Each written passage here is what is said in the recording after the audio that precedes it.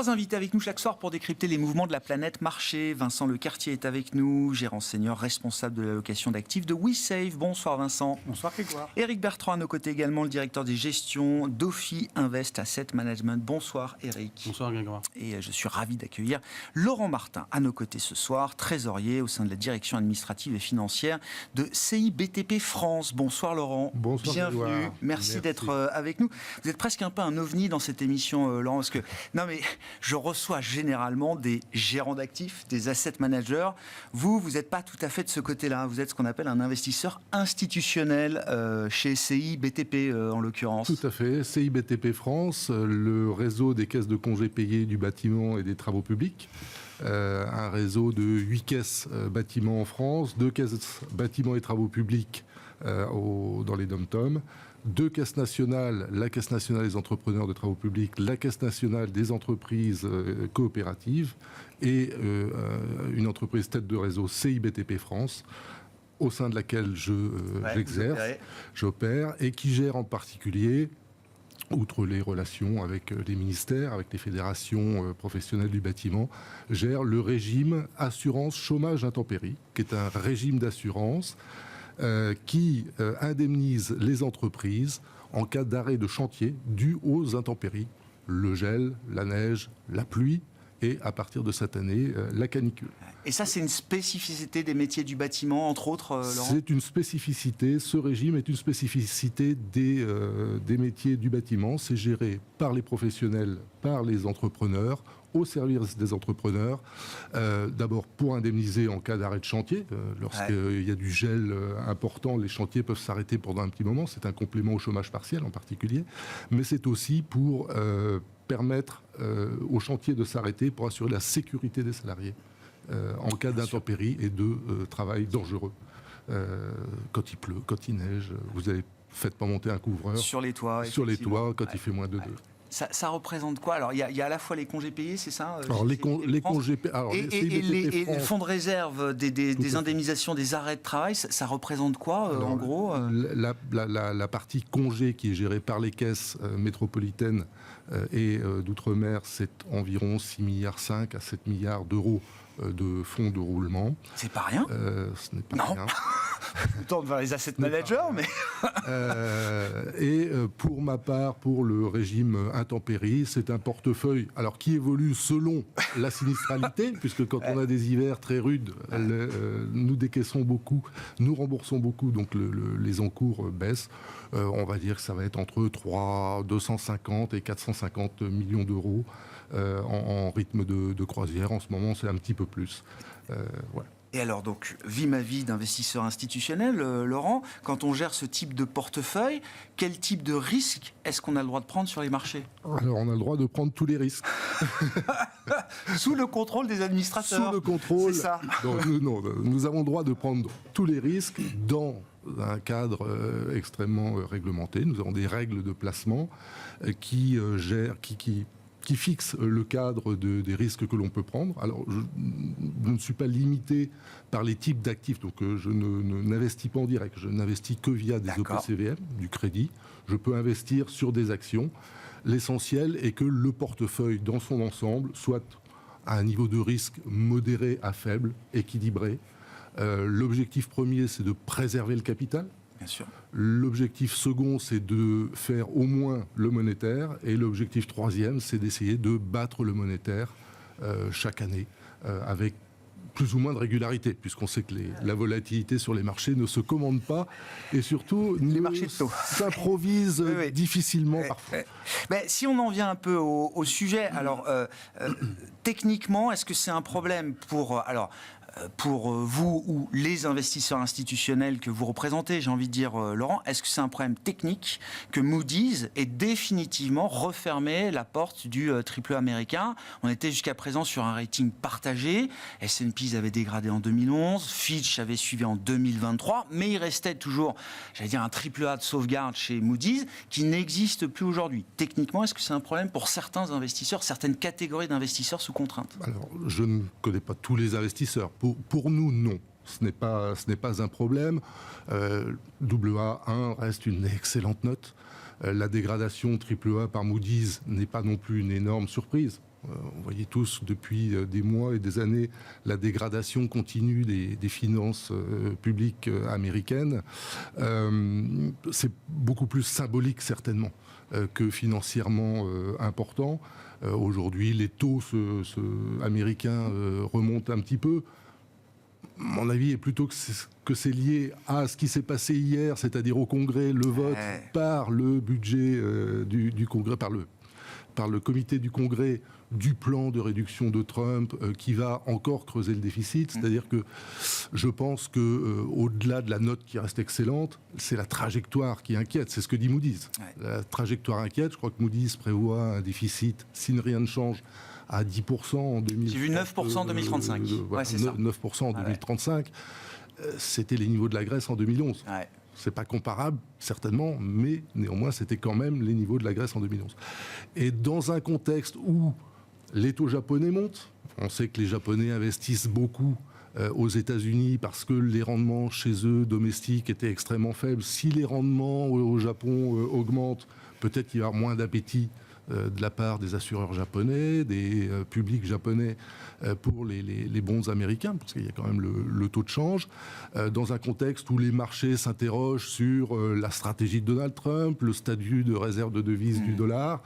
Donc je ne pense pas que ce soit anodin, ce n'est pas une catastrophe, mais c'est probablement pas anodin et c'est en tout cas très symbolique. Ouais. Mais pour moi, ça ne change rien. Ouais, je comprends. Oui, tout est... Bon, encore une fois, ça je l'expliquais sur la France déjà, enfin la France, les États-Unis de surcroît sont des marchés connus par cœur de tous les investisseurs de la planète. Il n'y a pas de surprise, il y a une transparence des données, tout le monde est capable de faire son travail pour analyser la soutenabilité de la trajectoire des finances publiques pour un pays comme les États-Unis. Moody's ne nous apprend rien. Néanmoins, le timing est intéressant, Eric. Alors que les débats budgétaires sont en cours pour alors le triple B, la Big Beautiful Bill, appelée de ses voeux par Donald Trump, qui doit permettre à la fois de tenir les promesses en matière de baisse d'impôts et d'essayer de financer justement ces promesses. Le timing, encore une fois, est particulièrement intéressant.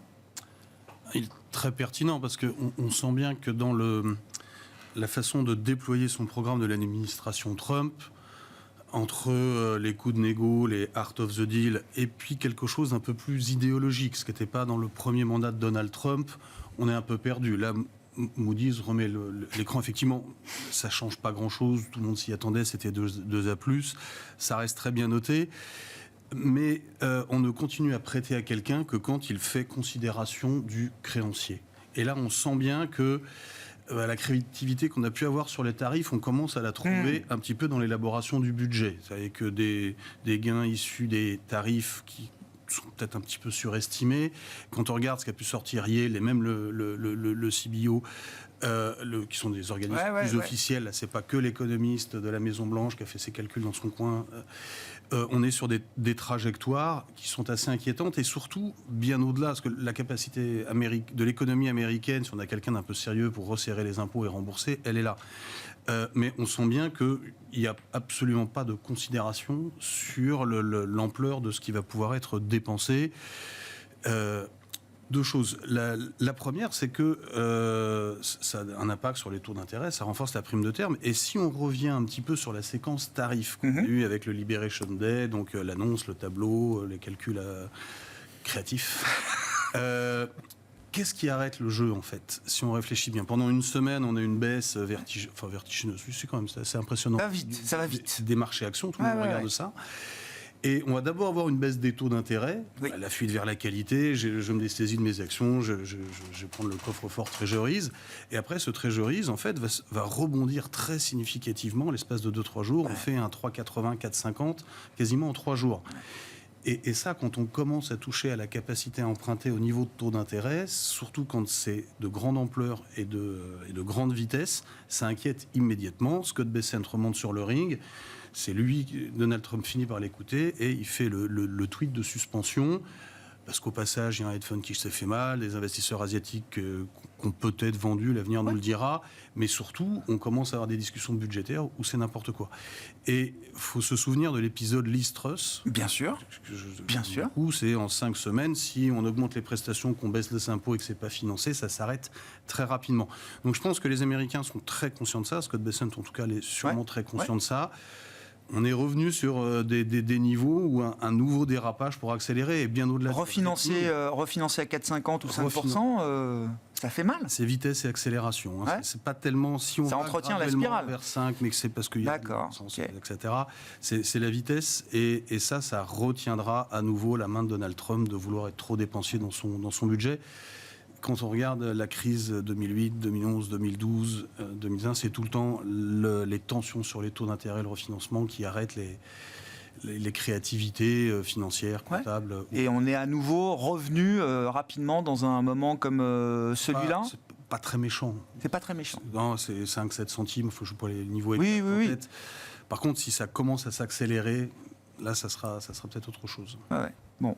Comment est-ce que vous comprenez, alors, aux commentaires, on peut revenir sur Moody's, ce que ça implique, et le fait que le marché ne réagisse pas de la même manière qu'en 2011, par exemple. Et c'est vrai qu'en 2011, quand S&P lâche le AAA américain, il y a un phénomène de flight to quality, les actifs américains sont perçus comme des refuges, et donc on a tous beaucoup observé et commenté, le 10 ans américain, le rendement du 10 ans américain a plutôt tendance à se détendre après l'annonce de S&P en août 2011, si je ne dis pas de mémoire. Là, c'est l'inverse.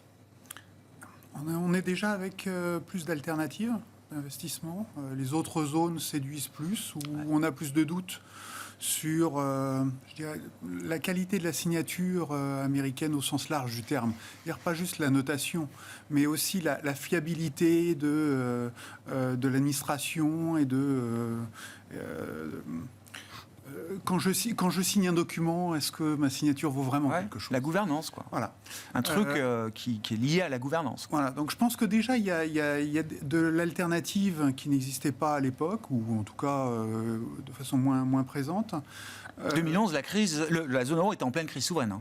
Je pense qu'aujourd'hui, les tensions aussi avec la Fed n'arrangent pas les choses.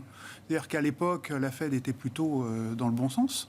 Là, c'est plus le cas. Donc, le fait d'avoir ce clash entre Trump et Powell n'aide pas vraiment les choses, puisque du coup, vous doutez de la probabilité de baisse des taux. Mm-hmm. Donc, vous avez moins de motivation à acheter des obligations si vous avez moins de probabilité de baisse de taux. Donc, je pense que le contexte est effectivement plus compliqué. En rajoutant à ça le fait que d'habitude, le dollar, quand les choses vont mal, est généralement bien orienté, ça sert de protection, donc c'est une motivation additionnelle pour aller sur les obligations américaines, et que là, ça ne marche pas. Là, le dollar baisse, au contraire. Donc, il y a effectivement beaucoup de facteurs un peu concomitants qui font que la signature, cette dégradation est désagréable. Pour autant, quand on regarde le CDS, donc l'assurance contre le risque de défaut, avant Covid, autour de 20, après Covid, autour de 35, et aujourd'hui, autour de 50-55, mais on avait atteint ce niveau-là avant même la dégradation. Autrement dit, mais par contre, c'était comme par hasard, grosso modo, depuis que Trump a pris ses fonctions. C'est-à-dire le passage de 30-35 Le marché n'a pas attendu Moody's pour mettre une prime Trump dans le marché. Exactement. Donc je pense qu'il n'y a pas de surprise majeure pour les investisseurs.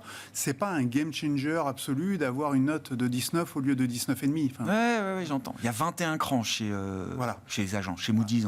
C'est pour ça que je pense que ça ne change pas grand-chose. Et il y a là aussi, dans les vraies questions, la question de l'utilisation qui est faite des capitaux. Quand l'équipe précédente empruntait des capitaux, c'était pour faire l'IRA ou des plans comme ça, donc des plans d'investissement qui étaient acté, fléché, et donc relativement rassurant, avec l'idée qu'il y a un retour sur investissement à terme. Donc pour l'investisseur, vous pouviez accompagner ces déficits en vous disant, de toute façon, j'aurai un retour sur investissement plus tard. Là, aujourd'hui, j'ai tendance à dire que c'est peut-être de la dette pour du fonctionnement et non plus pour de l'investissement. On ne sait pas ce que les entreprises ou les ménages feront des capitaux en question. Ça peut très bien partir à l'étranger, par exemple. Donc il y a quand même une incertitude qui, pour moi, justifie effectivement de se méfier de la dette américaine et de préférer le confort et la visibilité de l'Europe, par exemple, où la BCE, on sait qu'elle va plutôt continuer de baisser ses taux et qu'en plus, on aura plutôt des soutiens budgétaires vers l'investissement. Là, pour le coup, ils sont fléchés. Il y a plus de prévisibilité ou de lisibilité ou de visibilité dans l'équilibre économique en zone euro que ce qu'on observe aujourd'hui aux États-Unis. Par contre, pour la croissance américaine, c'est pas sûr qu'elle soit mauvaise. Donc pour les entreprises, c'est pas certain que ça soit forcément un mauvais choix que d'investir sur les entreprises américaines. La question de la dette peut poser question. Par contre, la question de l'investissement sur les entreprises ou sur la dette des entreprises américaines, c'est pas forcément exactement. Donc c'est pas illégitime qu'on voit des indices actions américains qui soient revenus sur les niveaux d'avant Liberation Day, même les niveaux de début d'année là pour le S&P 500.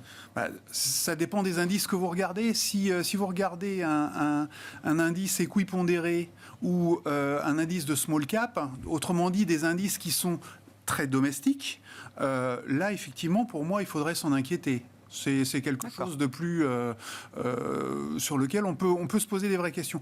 Par contre, si vous êtes beaucoup plus tourné vers l'extérieur, vers l'export, et donc vous avez à la fois des moteurs qui vont être les devises étrangères. Quand le dollar baisse, ça veut dire que les devises étrangères s'apprécient, ce qui veut dire que pour une entreprise multinationale américaine, vous rapatriez un effet positif avec la devise.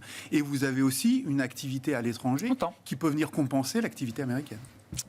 Sur la partie budgétaire, le Congrès ne pourra pas rester insensible à cette situation de marché sur les marchés obligataires. Ça va infléchir forcément ou ça va jouer sur les discussions avec peut-être un risque de déception sur cette partie pro-business du mandat de Trump qu'on attendait, Eric ? Dans le programme de Trump, il le met à exécution, ça surprend un peu en France, il y avait les tarifs, les baisses d'impôts, la dérégulation, l'immigration. Ouais. Donc l'immigration, là, il est dessus, même si ce n'est pas forcément très significatif, et surtout il commence à être bloqué par la Cour suprême. Là, on est dans la phase baisse d'impôts. Les gros déficits du budget viennent d'où ? Il y a d'abord la reconduction de ce qu'il avait fait lors de son premier mandat. On a baissé le taux d'IS d'une 30aine à une 20aine de pourcents, je ne me souviens plus exactement des chiffres. Ça s'arrête là, il faut le reconduire. Ça, c'est 4 000 milliards sur 10 ans. 4 000 milliards. Après, il voulait faire des baisses d'impôts supplémentaires. Alors, pour le coup, c'est une enveloppe. Alors, il y a des trucs un peu symboliques, les pourboires ou d'autres choses comme ça, mais il y en aurait pour les entreprises, pour le consommateur. Et là, effectivement, ça dépend de qu'est-ce qui va être fait de cet argent. Est-ce qu'il va être il peut être épargné, il ne faut pas l'oublier, mais on ne sera peut-être pas sur le Covid.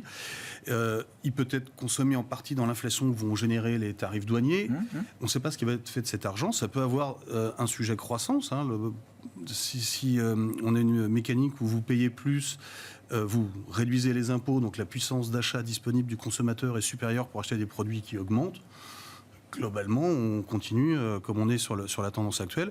Mais la destination, très clairement, de cet argent va être assez importante. On sent quand même que ça coince, puisqu'on a un certain nombre d'élus républicains dans la frange plutôt modérée qui disent non, on ne part pas avec un budget qui n'est pas équilibré comme ça.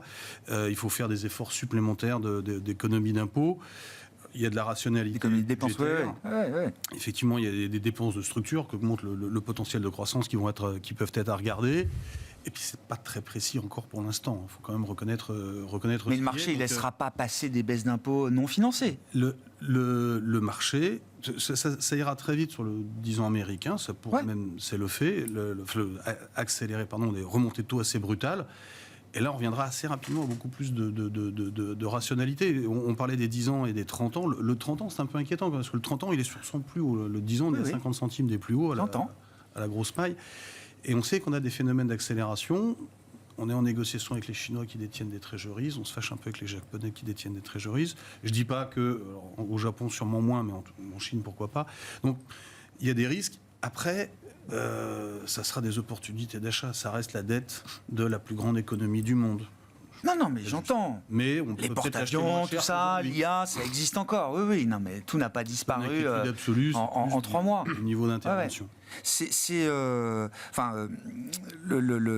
qui drive aujourd'hui la dynamique des marchés obligataires comme un marché obligataire américain ? Quels sont les drivers clés, en fait Aujourd'hui, on a eu depuis 2007, ça fait déjà un petit moment, quand même une série de crises. La grande crise financière. On a eu la crise de la zone euro, on a eu le Covid, on a eu l'inflation, on a eu etc.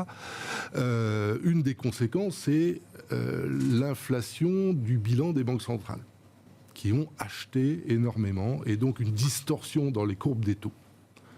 Très, très importante avec, on a connu le Bund à moins 0, le 10 ans allemand à moins 0,5 ouais, ou moins 0,80, ouais, c'est ça, c'est allé plus bas que moins 0,5 encore. Avec des courbes inversées, bien sûr.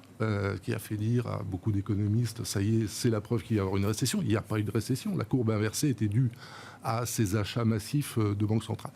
Je pense qu'aujourd'hui, on revient dans des situations normales. Alors, qu'est-ce qu'on peut dire normal?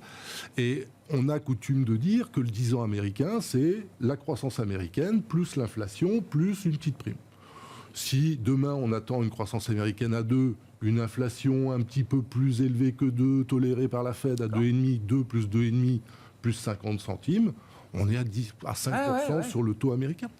Et il n'y a pas mort d'homme. Ouais. Et c'est un équilibre, c'est pas... un équilibre. C'est ça. C'est un équilibre. Mais ce que disait Eric tout à l'heure est tout à fait juste, c'est l'épisode Liz Truss, c'est la vitesse et l'accélération qui fait que si ça arrive, parce qu'à un moment, les marchés paniquent, et les marchés paniquent, c'est la nature des marchés, de paniquer, d'avoir aussi, je parlais tout à l'heure de la volatilité de mon portefeuille, c'est-à-dire que quand les marchés paniquent, la volatilité augmente, ce qui fait que les ratios de liquidité, les ratios de volatilité dans les portefeuilles ne sont plus respectés, donc il faut vendre. C'est la spirale.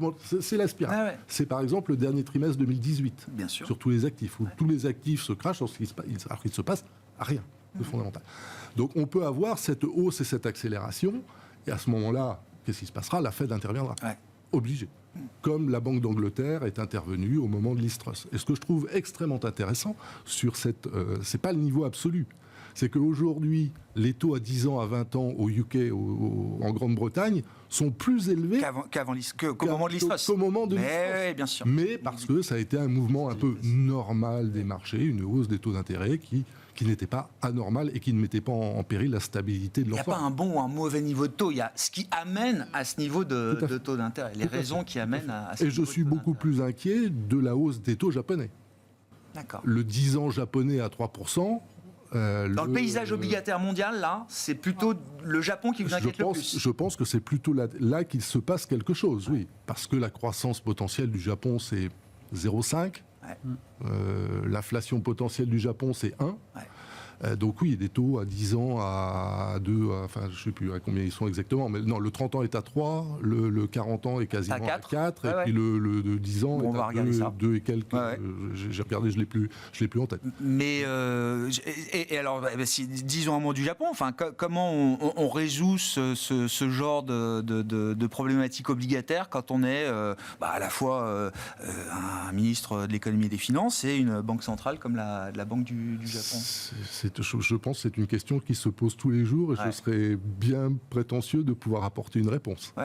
Mais c'est de là que peut revenir... Parce qu'on a déjà eu une petite scénette japonaise en août dernier, début août. Il n'y avait pas grand monde sur les marchés, donc c'est passé un peu à la trappe. Mais bon, ceux qui étaient s'en souviennent, avec un yen qui s'est envolé effectivement sur une paire de séances. Ça a provoqué une vibration mondiale, pour dire les choses. Absolument. Si on refait un petit peu l'histoire, 2012, les Abenomics, et le deal implicite de la Banque du Japon, du gouvernement, aux assureurs et aux investisseurs institutionnels, aux zinzins, on va dire. Les zinzins. Aux zinzins, c'est, écoutez, nous, on met les taux à zéro, on achète de la dette gouvernementale japonaise, vous n'aurez pas de rendement au Japon, donc vous allez acheter des actifs à l'étranger, et nous, on s'arrange pour que le yen se déprécie, et donc comme ça, vous allez faire du rendement. Aujourd'hui, c'est un peu en train de changer. Mais aujourd'hui, le plus gros fonds de pension japonais, fonds de retraite japonais, le GPIF, a 55% de ses actifs à l'étranger. C'est colossal. Est-ce que tout est hedgé? Je ne suis pas certain. Vous avez 55% de vos actifs en dollars, en euros. Après, il y a peut-être deux autres devises. C'est probablement pas hedgé et il suffit, effectivement, c'est le même mécanisme que les ventes déclenchent des ventes qui déclenchent des ventes. Donc, oui, moi, je surveillerai pour la volatilité, parmi les facteurs à surveiller. Parmi les facteurs, certainement le dollar yen. Le Japon avec effectivement la devise et le 40 ans japonais bientôt à 4%. Et dans ce contexte, vous disiez tout à l'heure, Vincent, je veux bien qu'on y revienne, la stabilité européenne fait office de refuge. Alors stabilité, on appelait ça la médiocrité avant. Maintenant, on dit donc stabilité, mais c'est un peu la même thématique en tout cas.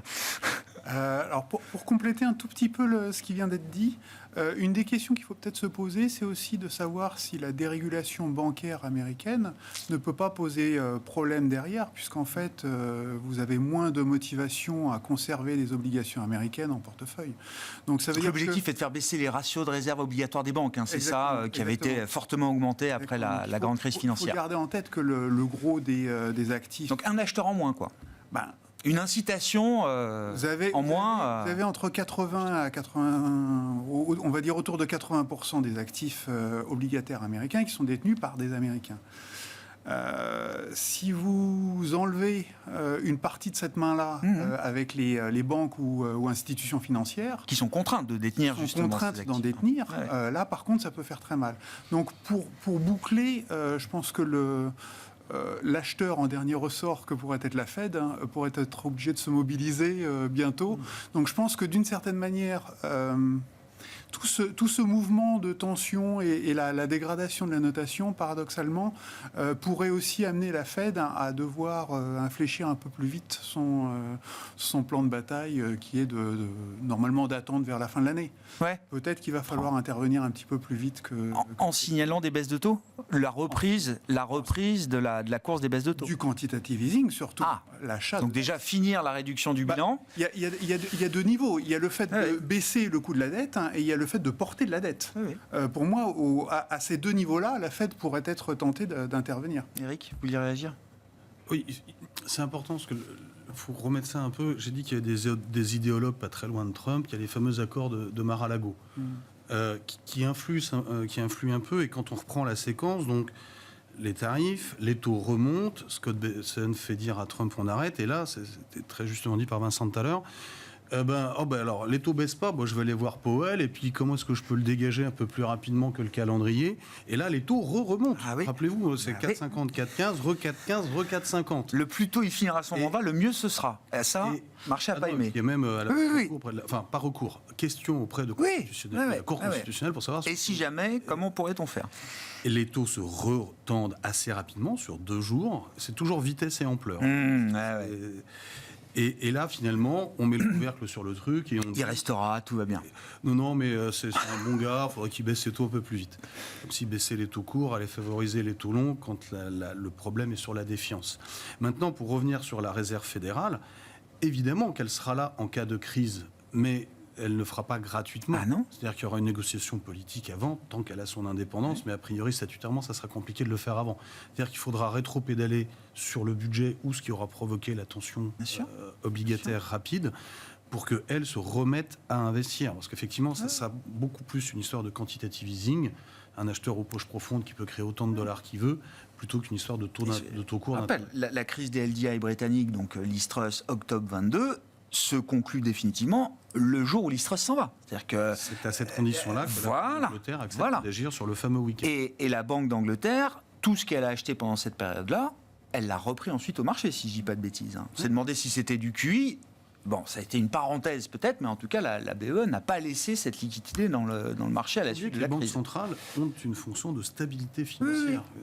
Alors maintenant, largement éprouvé, puisque c'est devenu un put quasiment structurel dans les marchés. Quand ça se passe pas bien, on demande au banquier central quand est-ce qu'il agit. Mais ça occasionnera de toute façon des tensions avant qu'une éventuelle Fed ne cède pour venir en soutien aux Treasuries. Et au-delà d'un pain sur la stabilité financière, qu'est-ce qui ferait sortir la Réserve fédérale américaine de sa pause aujourd'hui, Laurent ? Aujourd'hui, on a encore eu deux membres de la Fed qui ont déjà parlé. Je pense qu'on en a encore. Cette semaine, je crois que oui, c'est la totale. Ils restent sur leur schéma. C'est un peu les adultes dans la pièce. C'est l'économie américaine va bien. Le taux de chômage est relativement faible. Il y a des incertitudes sur l'inflation due aux droits de douane de Trump. Tant que nous n'avons pas plus de clarté sur la politique et sur les effets de la politique, nous avons le temps d'attendre. Le discours est très clair. Je ne sais plus où en est le consensus, mais je doute beaucoup Deux baisses de taux à partir de septembre, peut-être, c'est ça, ouais. Oui, bon, oui, voilà, ça paraît à peu près logique. Et ça, c'est cohérent avec un ralentissement graduel de l'économie américaine, pas d'envolée du chômage, pas d'envolée de l'inflation non plus. Non, une dégradation. Les taux sont relativement élevé, à 4,30, relativement restrictif. 2% de taux réel quand même, ouais. Voilà, donc il y a certainement 75 points de base facilement de baisse des taux sans que l'économie ne se dégrade énormément. En termes de temporalité, il est probable que les effets des droits de douane sur l'inflation se voient avant la dégradation du taux de chômage et des créations d'emplois. Donc peut-être, on va voir le chiffre d'inflation publié en juin pour mai, mais les chiffres de création d'emplois resteront probablement bons jusqu'en juillet-août. Donc oui, première baisse vers septembre, ça paraît à peu près logique. Et ensuite, on assistera à un début une possible dégradation du marché du travail et une inflation qui... Il y a tellement d'incertitudes. Ouais. On ne sait pas où est-ce qu'on va atterrir sur l'économie américaine. Une des grosses surprises en 2022-2023 avec l'inflation, c'est que l'économie n'a quasiment pas ralenti parce qu'il y avait énormément d'épargne, de surépargne due au Covid. Aujourd'hui, c'est plus le cas. Ouais. Qui va payer pour les droits de douane ? Est-ce que c'est Walmart qui va manger les tarifs, ses marges ? Est-ce que c'est le consommateur qui va payer un peu plus ? Est-ce que c'est l'exportateur qui va casser un petit peu les prix ou un petit peu des trois ? C'est probablement un petit peu des trois. Est-ce que ça se fera par le taux de change ? Ça, c'est nouveau. Normalement, le taux de change le dollar aurait dû s'apprécier pour compenser les droits de douane. On voit qu'il se déprécie, pas énormément, mais il s'apprécie pas en tout cas. Je pense qu'il y a énormément d'incertitudes et c'est ce que nous dit la Fed. La Fed nous dit on ne sait pas. Oui, donc c'est une position rationnelle de banque centrale, normalement cortiquée, il n'y a pas de... Et ils sont capables, en revanche, s'ils voient que ça commence à se dégrader, que le marché de l'emploi se dégrade très fort, ils peuvent aller très vite à coup de 50 et faire 150 BP en 3 mois. Une fois qu'ils ont identifié la situation et le cas pour agir, ça peut aller très vite, très fort. Aujourd'hui, si je peux finir, la Fed, Powell, c'est l'assurance de Trump. Le discours de Trump, c'est si ça ne marche pas, ce sera la faute de Powell. Hein. Oui. Il a accusé en plus la Maison Blanche est tombée à bras raccourcis sur le chef économiste US de Moody's Analytics, oubliant que Moody's Analytics et Moody's Ratings, en l'occurrence, c'était a priori deux entités. C'est vrai. Bref, ils se sont trompés de cible pour le coup. Mais Powell reste effectivement la meilleure couverture pour Trump dans sa partie politique. Parlons un peu de l'Europe quand même. Vous évoquiez le sujet tout à l'heure. Oui, pôle de stabilité, la prédictibilité des décisionnaires européens sur le plan économique, sur le plan monétaire, c'est un atout, et c'est un atout en relatif énorme aujourd'hui ? On aura 1% de croissance cette année, on aura 1% de croissance ou 1,5% de croissance l'année prochaine. 1,5 peut-être, oui. Oui. Avec 0 de croissance de bénéfices ou à peu près cette année, on en aura peut-être 5 l'année prochaine. Donc oui, c'est rassurant plutôt que d'avoir des baisses ou une énorme incertitude, mais on reste dans le médiocre. Donc ensuite, les investissements, ils restent concentrés sur quelques thématiques. On voit bien le DAX, les infrastructures, la défense. Il y a quelques sujets très concentrés. Mais c'est vrai que personnellement, j'ai un peu de mal à accompagner l'emballement des mid-cap, par exemple, qu'on peut avoir à l'heure actuelle. D'accord. Je comprends bien qu'il y a des fusions-acquisitions qui réveillent un petit peu la cote, qu'il y a un zeste de flux qui... C'est un mouvement de marché un peu tactique, quoi. C'est le rattrapage des perdants. C'est le rattrapage des perdants ou c'est le... Enfin, pour moi, il faut être d'abord acheteur des grandes capitalisations de façon confortable. Et pour moi, c'est pas encore le cas à ce stade. Je pense qu'on peut venir pour un assureur qui a du temps devant lui, il peut revenir tranquillement.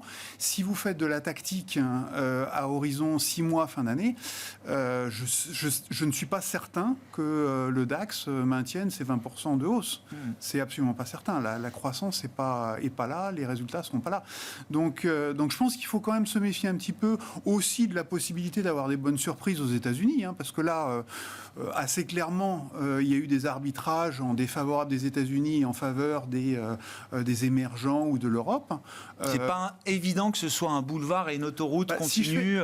D'un côté, c'est l'America et de l'autre, j'achète l'Europe. Quoi. Déjà, je pense que ça va être un peu compliqué de trouver un interlocuteur unique en Europe pour négocier avec les États-Unis pour les droits de douane. On voit bien que c'est quand même un peu compliqué. Les États-Unis se sont accordés un délai de 3 mois, mais qui derrière permet aussi d'essayer de négocier avec le Parlement américain, d'obtenir des baisses d'impôts. Donc en termes de calendrier, quand on regarde un petit peu la séquence, aux États-Unis, pour le moment, il n'y a pas de grand risque d'inflation. On ne voit pas les entreprises monter de façon violente. Walmart nous dit que ce sera la fin du mois, ça va commencer. À ce stade, pour le moment, on ne voit pas grand-chose. Oui. Les taux réels, les salaires réels, sont toujours positifs confortablement. Ouais. On est à plus de 4% de salaire. Donc on est aujourd'hui avec une capacité des ménages à continuer de consommer qui se maintient. Lorsqu'on a des hausses de tarifs de prix par les entreprises, au final, c'est quand même des bénéfices aussi qui se manifestent. Donc pour la bourse américaine, on a vu les profits tirés par l'inflation, les marges tirées par l'inflation. Pour la bourse américaine, je ne suis pas sûr qu'il faille enterrer le dossier. Donc d'accord. Et ça veut dire que là, après les mouvements qu'on a eus, une fois que les indices américains sont revenus au top, comme ça, enfin au top, ou en tout cas sur les niveaux de début d'année, c'est quoi? C'est une nouvelle histoire qui peut commencer? Moi, je pense que le grand sujet, c'est le dollar. Mais par contre, si le dollar continue de baisser, moi je serai assez confortable à être bien exposé sur les États-Unis, sur les actions américaines. D'accord. Grande il faut se couvrir alors du coup contre la baisse du dollar. C'est pas naturel qu'on se couvre. Il faut éviter les entreprises domestiques qui sont plus sensibles à tout ce qui est tarif et être beaucoup plus exposées. Comme ça, on évacue la problématique. Donc il vaut mieux éviter les coûts pondérés et les small caps et être beaucoup plus sur les grands indices. Ouais. Quoi, les arbitrages qui vous semblent intéressants aujourd'hui, là, chez Ophi Invest AM, après ces mouvements de marché, pas évident, hein. C'est vrai qu'il y a un mois, le moindre actif américain était radioactif, intouchable, et là, bon, c'est quand même bien reparti. On était rentré assez long, nous, de US et Europe dans la séquence, avec des raisonnements un peu différents. Sur l'Europe, oui, c'est lent, oui, ça prend du temps, oui, l'Europe qui est le numéro de téléphone, et il y a quand même, il y a eu 35 ans chez les marchés, l'Allemagne a changé de camp. Ils vont faire du déficit pour dépenser de l'argent dans la croissance. Alors, effectivement, ça va être concentré, etc. Mais je suis moins négatif qu'avant. Oui, ça reste une bonne nouvelle. Depuis un certain nombre d'années. Ça rééquilibre un peu les choses. Ça rééquilibre un peu les choses. On est aussi dans un endroit où on est sûr que la Banque centrale va baisser ses taux. Ça, mine de rien, quand on baisse les taux, ça détend un peu tout le monde. Au moins pour une ou deux fois encore, peut-être. Au moins 2 fois. Au moins 2 fois. Donc, et l'Europe, c'est quand même s'il y a historiquement un prix en multiple sur les marchés américains plus élevé qu'en Europe, payer le marché américain 21 fois les bénéfices, quelque chose comme ça, versus 14 ou 15 en Europe.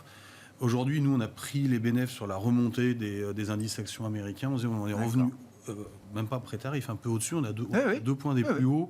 C'est pas comme si c'était rien passé. Donc, on se soupe absolument pas. Enfin, on ne se désaloue pas des US. Par contre, on salue le mouvement, on attend que ça respire un petit peu, il y a le budget, il y a les taux d'intérêt, et on garde encore un petit biais long sur l'Europe, un peu en extension. Il y a une zone qu'il ne faut pas trop oublier quand même, c'est nos amis chinois. Ouais, on l'a pas évoqué. Alors, les négos commencent, elles vont être dures, ça ne va pas être simple.